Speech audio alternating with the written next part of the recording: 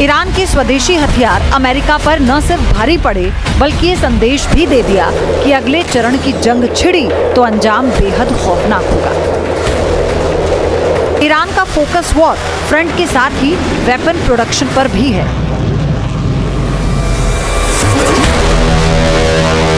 अमेरिकी इंटेलिजेंस की ताजा रिपोर्ट से साफ हो चुका है कि ईरान ने हथियार बनाने की क्षमता बेहद तेजी से हासिल कर ली है।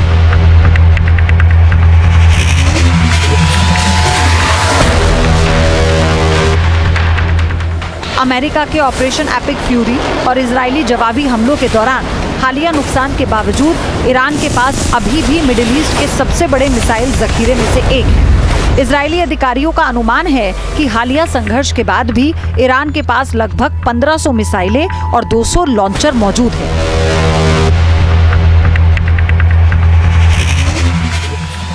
ईरान की मिसाइल और ड्रोन पावर को लेकर नेटो की टेंशन भी बढ़ी हुई है। ईरान के पास हथियारों की बड़ी खेप पहले से मौजूद है। इसके अलावा उसकी प्रोडक्शन साइट्स इतनी एक्टिव हैं जिनमें बहुत सारे हथियार बेहद तेजी के साथ तैयार किए जा सकते हैं।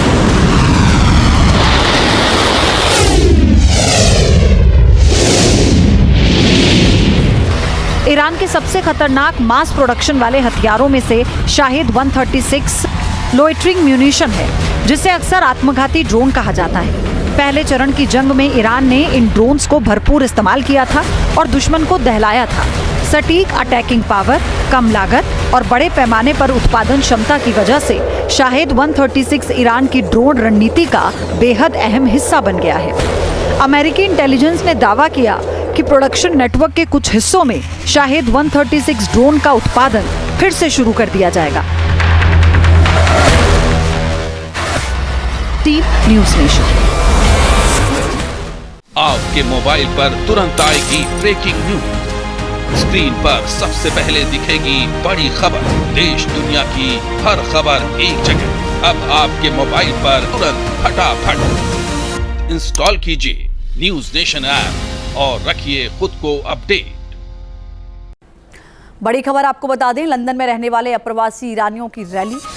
ईरान के निर्वासित प्रिंस रजा पहलवी के समर्थन में रैली निकाली गई। ईरान में 2000 घंटे से बंद इंटरनेट को चालू करने की मांग की गई। इस रैली के अपने आप में मायने हैं। आप समझिए कि ये रैली मौजूदा रिजीम के समर्थन में नहीं है। लंदन में रहने वाले अप्रवासी ईरानियों ने रैली निकाली है और ये रैली निकली है प्रिंस रजा पहलवी के समर्थन में। रजा पहलवी जो ईरान से निर्वासित हैं, वो अमेरिका में रह रहे हैं। वो पहले भी लोगों से अपील कर चुके हैं कि मौजूदा रिजीम के खिलाफ आप सड़कों पर उतरिए। इधर वार्ता में शामिल पाक अधिकारी के हवाले से रॉयटर्स की रिपोर्ट सामने आई है। पाक अधिकारी ने कहा, जब तक काम पूरा नहीं हो जाता तब तक खत्म नहीं होगा। पाकिस्तानी अधिकारी की बातों से तो ऐसा लग रहा है कि किसी बात पर पेच फंस गया है, जिसकी वजह से समझौते में कोई अड़चन आ रही है। न्यूयॉर्क टाइम के हवाले से एक और बड़ी खबर सामने आई है। संवर्धित यूरेनियम देने के लिए ईरान तैयार है। ईरान के पास करीब 440 किलो संवर्धित यूरेनियम है। ट्रंप ने कहा ईरान के साथ डील के करीब हैं, समझौते को अंतिम रूप दे रहे हैं, जल्द ही घोषणा होगी।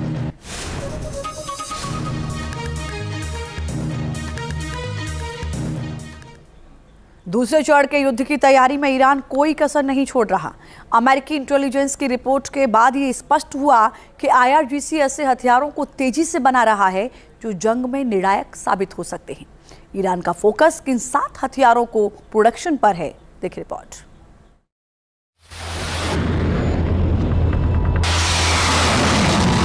ईरान की ताकत उसके छोटे, सस्ते लेकिन घातक ड्रोन है।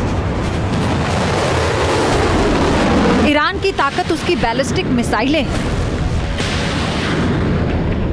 इस ताकत के दम पर ही ईरान ने जून 2025 और इस बार 40 दिन के युद्ध में दुश्मनों को चौंका दिया।